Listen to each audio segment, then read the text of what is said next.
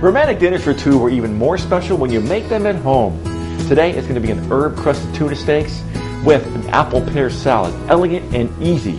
So let's start with the dressing. To a bowl, we're going to add our Dijon mustard, some sugar, our red wine vinegar, a little fresh cracked pepper, and just a pinch of salt. And we'll bring it together with a whisk, adding our olive oil a little bit at a time until it emulsifies. You don't want to add the oil all at once.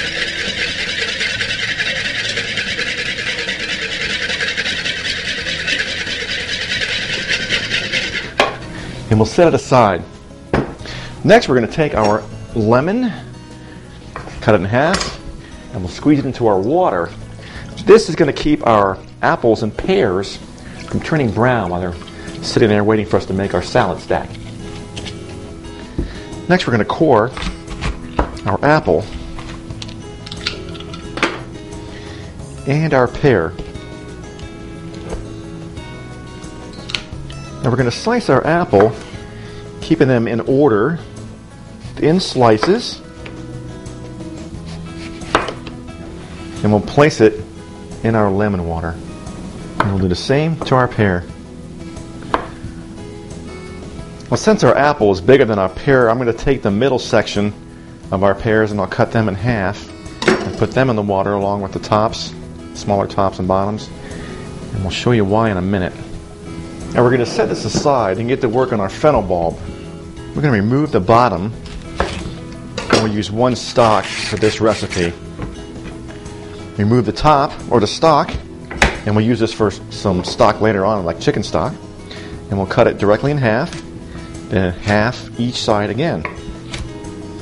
Now we'll turn it where it's kind of bowing up for safety, or we'll slide it on your cutting board and we'll make some real thin slices. These are going to add flavor to the salad and be little space dividers between our apples and pear as we stack them up. Let's put it together. We're going to place a few arugula pieces down on our plate, and then we'll start with our apple slice. It's kind of small to represent the bottom of the apple. Next, we'll add a little bit of our fennel pieces for our space dividers and our flavor profile. And we'll sprinkle on just a little bit of blue cheese. And we'll move to our next slice, which is going to be a pear slice. And we'll place them on, followed by our couple of fennel pieces, a couple more crumbles of blue cheese, and then our apple slice, which should be a little bigger because we're coming up towards the middle of the apple where it kind of comes out a little bit bigger. And again, we'll repeat with our fennel slice, flavor and divider, and then repeat until you have about the size and shape of an apple. I like to place my dressing into a squirt bottle. It's easier to handle that way.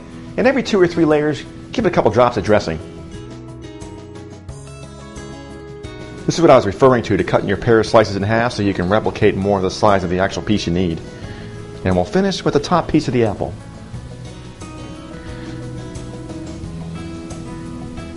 And we'll add just a little bit more blue cheese around the sides. A little more dressing. And some chopped pralines would be nice. Boy, where do you taste this? Fantastic. Let's get started on our tuna steaks. Let's start by prepping our herbs. We'll start with the rosemary. We're going to pull them backwards off the stem because the stem is kind of tough, chewy, and has no flavor. And we'll give them a chop. And we'll place this into a ramekin on our small bowl, and then we'll move on to our thyme, which is very easy. Same with the thyme. You want to start at the top and pull backwards to remove them, keeping the stems out. And of course, when you use fresh herbs, the aromatics are just fantastic. And we'll give them a chop.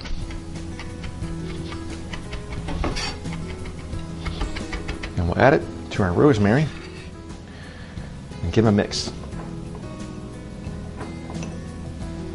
Now it's important to preheat your skillet over medium-high heat for about 1 minute to get it good and hot. This is one of the rare times I'm using non-stick because I don't want the crust to come off while I'm cooking the tuna steaks. In the meantime, we're going to prep our beautiful tuna steaks. We'll start with a thin layer of some Dijon mustard on the top.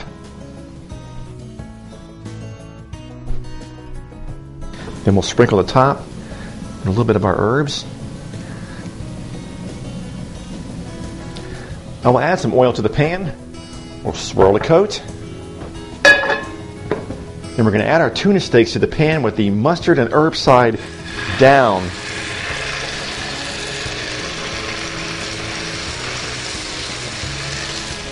And while they're cooking on the first side, we'll go ahead and add our mustard and herbs to the second side.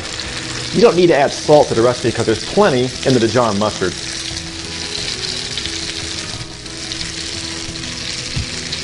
Tuna has a built-in timer. When you see the color change come up about halfway, it's time to turn.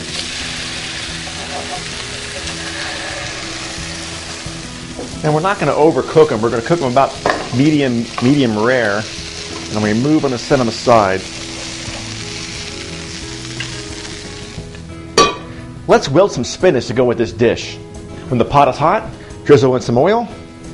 Add our bag of spinach. A little salt, fresh cracked pepper. And we'll toss it around with a pair of tongs, and it wilts in less than 1 minute.